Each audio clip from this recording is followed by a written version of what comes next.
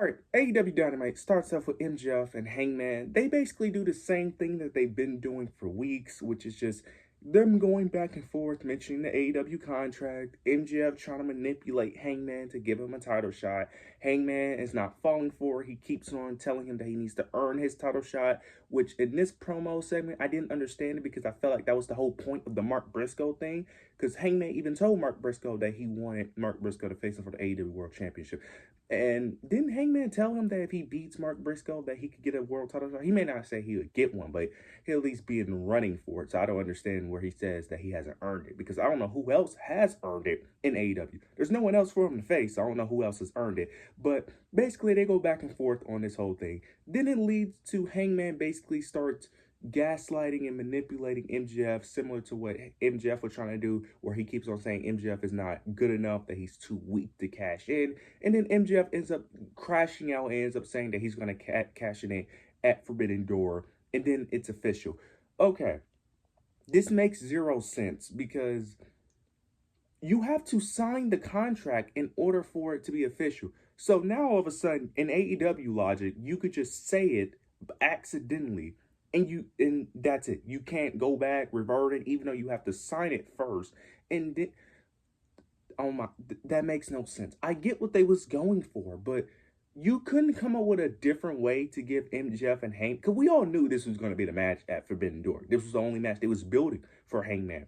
But the logic makes no sense here. You're telling me that all you have to do is accidentally or just say you're going to cash it in, and then that's it. Like, that makes no. That's like WWE having a Money in the Bank briefcase, and then someone with and Seth Rollins ends up just accidentally crashing out saying he's going to cash in without actually giving it to the referee, without actually making the match. Like, what? Like, this made no sense. Like, that makes zero logic. Like, what? So MJF just accidentally crashes out, and now he's forced to use the contract without actually, like, oh my god. It's things like this that makes it so hard to watch AEW. Like, I get what they wanted to do. The logic just made zero sense. Like, that made zero sense at all. And how is this going to play out? Is MJF going to just lose now? Because that just makes the contract kind of worthless. Because I don't know what other way MJF is going to become a world champion. Because they have constantly booked MJF like a complete dumbass, like a complete loser for months now. So I don't know how he's ever going to get, because yes, he's in the main event scene now, but I highly doubt Hangman is going to lose this match. So I don't know what they're going to do with MJF after this match, because I don't see him winning it. I'll be very surprised if he wins. So I don't know how this is going to play out. I guess I'm excited for the match, but it's really because it's MJF and Hangman. But this build has just been all over the place, especially with the whole Mark Briscoe stuff. This opening was just confusing, made no sense. Just in the promo segment was just very okay for these two, because they kind of just kept repeating the same thing over and over and over again that we've been seeing for the past few weeks. Now, repetitiveness, I don't mind it to a degree as long as it's effective and it's somewhat entertaining. This was just no, like it's already wasn't that entertaining to begin with. The name value was carrying. Now it got even worse with the logic of just saying that you're going to cash in automatically means you have to. Like, we'll see how this plays out, but man, my hype level for this match has went all the way down just by the way that segment ended. All right, we get Jon Moxley versus Kevin Knight. Moxley ends up winning. Then you end up getting Darby Allin. He comes out. Kevin Knight and Speedball ends up helping him. They end up leading to a brawl. Darby puts Willa Yuta in a body bag. Then you get Claudio sneak attacking him. He puts him in a body bag, attacks him. Will Ospreay comes out, makes the save, and then he requests a lights out street fight.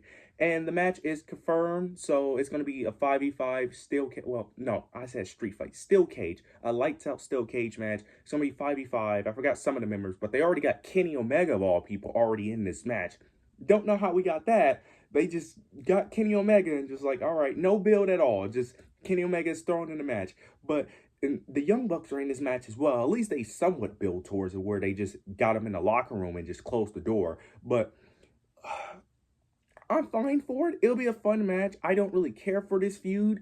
They're really trying to make this feud interesting. I just don't care, because the Death Riders' interest was really based off the World Championship. Now that they don't have the world title, they're just well, they was already a boring faction. Now they're a boring faction with nothing to show for it. Like, at least they had gold, so you had to care about them. I really don't care about them now because they have no gold. Like, why should I care about them? They're just doing the same thing they was doing before, just without the championship. That leads to question: why do we need the AEW World Championship to do what we was doing before? Just saying, they're doing the same thing. The only difference is they just don't have a title.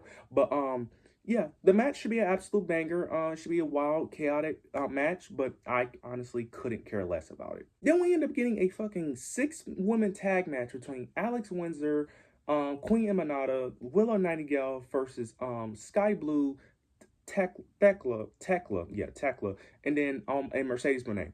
Why was this match a thing? This match made no sense at all. This match literally was just to use the Toni Storm Athena feud and Mercedes Moné and Alex Windsor that's going to have a match at Forbidden Door. That's it. This match made no sense because none of these women have anything in common. Mercedes and Alex, sure, but why did they need the other 4 women in order to make this match? Willow has problem with Sky Blue and Tekla. Fine, same with Queen Manata. But why do we have to merge all of them together? That made no sense. That made 0 sense.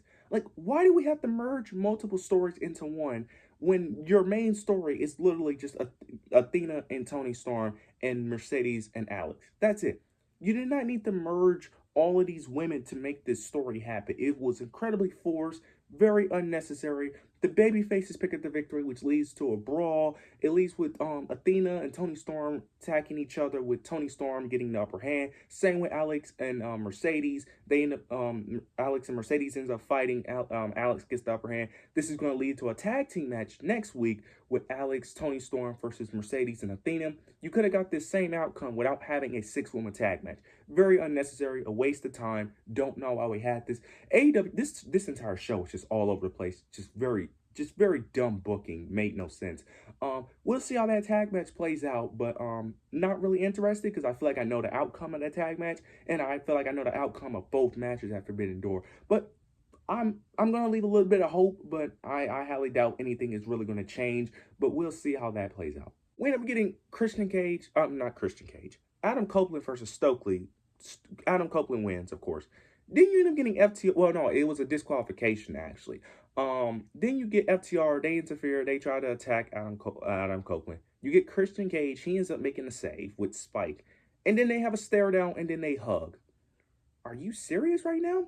You're telling me that we waited that long for this reunion just for them to hug like that? The reason why, like, what? Adam Copeland literally last week literally said that Christian has not changed. He has not done anything. He hasn't reflected on anything. But now that he made one weak-ass save, you're telling me that they're best friends. Commentary going crazy, telling me they're best friends. Like, no. That's all it took. Everything just is forgotten. One weak save. That's all it took for you to hug him and forgive him. We cannot be serious right now. Like, are we serious right now? Like, this is how the reunion happened. No build up, no Christian changing, nothing. It's just Adam Copeland forgives him because he made one save. That's enough for you to be like, he's a changed person. That's it. Like, you could have done so much with this Christian Cage. You could have had multiple vignettes, little segments of Christian Cage on a journey to become a different, not completely different, but just reflect on what he did wrong. Realize what the mistakes he made. But no, we just go with he makes one save and that's it. Reunion, that's it. The laziness, the peak laziness of that is just ridiculous, bro. You could have told so much of a better story, but no, it's just they just hug it out because one person saved the other, and that's like, we can't be for real. Like, are you serious right now? The show just continues to go downhill because this is just terrible. And then I'm not even going to speak about the other stuff like the 8-man all-star tag match that was 20 minutes of nothing that you could have used for something else. Not even mention the Swerve and Okada stuff that was completely pointless. Have a meaningless segment where they just stare at each other and then it just ends with one pushing the other, and then security comes out. And then don't even get me started with the main event, the Ops. They have a trios championship match. Who even remembers that the trios titles even exist, because we haven't seen them in TV since All In. So this show is a complete mess. AEW is complete garbage. I wish I didn't have to keep saying it, but this show is just complete trash. I don't know when this show is ever going to become good again or consistently good. Forbidden Door, the card looks nice. it looks solid, I guess, but this show is just complete garbage. You guys let me know your overall thoughts and opinions down below. Make sure to like, comment, subscribe. But yeah, that's it.